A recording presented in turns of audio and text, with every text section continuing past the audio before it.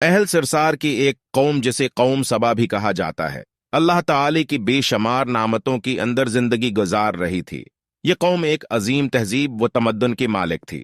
حضرت داؤد علیہ السلام اور حضرت سلیمان علیہ السلام کے باعظمت حکومتوں کے بعد ان کی حکومت زبان زد خاص و عام تھی۔ کہا جاتا ہے کہ یہ لوگ گندم کی مغز سے آٹا پس کر روٹیاں پکاتی تھی، لیکن اسی برعکس وہ اس قدر اسراف کرنے والی اور ناشکرے تھی کہ انہی روٹیوں کے ساتھ بچوں کا پاخانہ صاف کرتے تھی۔ بعد ازاں ان آلودہ روٹیوں کو اکٹھا کرنے سے ایک پھاڑ بن گیا تھا۔ پھر ایک صالح شخص نے وہاں سے گزرتی ہوئے ایک عورت کو دیکھا جو روٹی کے ساتھ بچے کے پاخانے کے مقام کو صاف کر رہی تھی۔ اس شخص نے عورت سے کہا، تیرے اوپر افسوس، خدا سے ڈر کہیں ایسا نہ ہو کہ خدا تیرے اوپر اپنا غضب ڈھائے اور تجھ سے اپنی نعمت چھین لے۔ اس عورت نے جواب میں مذاق اڑایا اور مغرورانہ انداز میں کہا، جاؤ جاؤ، گویا کہ مجھے بھوک سے ڈرا رہی ہو۔ جب تک سرسار جا رہے ہیں مجھے بھوک سے کسی قسم کا کوئی خوف نہیں ہے۔ کوئی زیادہ عرصہ نہیں گزرا نہ تھا کہ اللہ تعالی نے ان لوگوں پر اپنا غضب ڈھایا، پانی جو کہ زندگی کی بنیاد ہے ان لوگوں سے چھین لیا، یہاں تک کہ قحط نازل ہوا۔ بات یہاں تک پہنچ گئے کہ ان کی ذخیرہ کے ہوئے تمام غذا ختم ہو گئی۔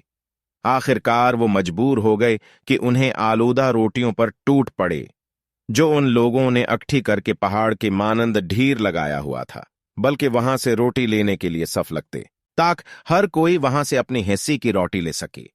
کفران نامت قحط اور ان کی بدحالی کے بارے میں متعدد روایات موجود ہیں۔ سورہ نحل کے آیت نمبر 112 اور 113 میں یوں ارشاد ہوتا ہے، اور اللہ نے اس بستی کی بھی مثال بیان کی ہے جو محفوظ اور مطمئن تھی، اس کا رزق ہر طرف سے باقاعدہ آ رہا تھا، لیکن اس بستی کے رہنے والوں نے اللہ کی نعمتوں کا انکار کیا تو خدا نے انہیں بھوک اور پیاس کا مزہ چکھایا، صرف ان کے ان اعمال کے بنا پر کہ جو وہ انجام دی رہی تھی۔ اور یقینا ان کے پاس رسول آیا تو ان لوگوں نے ان کو جھٹلایا، تو پھر ان تک عذاب آ پہنچا کہ یہ سب ظلم کرنے والے تھے۔ اسی قوم سبا کے بارے میں ایک اور واقعہ بیان ہوتا ہے کہ ان لوگوں نے اپنی زراعت کو بہتر طور پر کاشت کرنے کے لیے پانی ذخیرہ کرنے کی خاطر بلک کے 2 پہاڑوں کے درمیان ایک بہت بڑا بند مارب تعمیر کیا ہوا تھا۔ سوراخ اور دوسری پہاڑوں سے گزرا ہوا پانی اس بند میں آ کر وافر مقدار میں جمع ہو جاتا تھا۔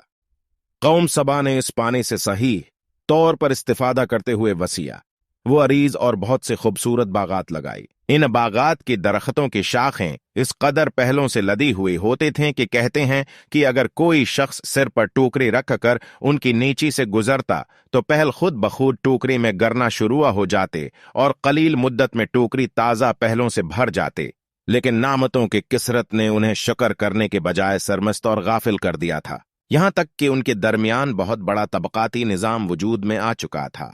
ان میں سے صاحب اقتدار لوگوں نے کمزوروں اور ضعیفوں کا خون چوسنا شروع کر رکھا تھا، یہاں تک کہ ان لوگوں نے خدا سے ایک احمقانہ التماس کیا جس کا ذکر سورہ سبا کی آیت نمبر 19 میں ملتا ہے۔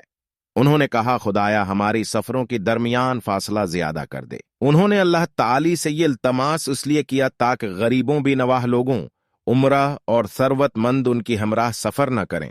ان کی خواہش یہ تھی کہ آبادیوں کے درمیان خشکی ہو اور فاصلہ بہت زیادہ ہو، طاقتی دست اور کم آمدنی والے لوگ ان کی طرح سفر نہ کر سکیں۔ اللہ تعالی نے ان مغرور پیٹ کے پجاریوں پر اپنا غضب نازل کیا۔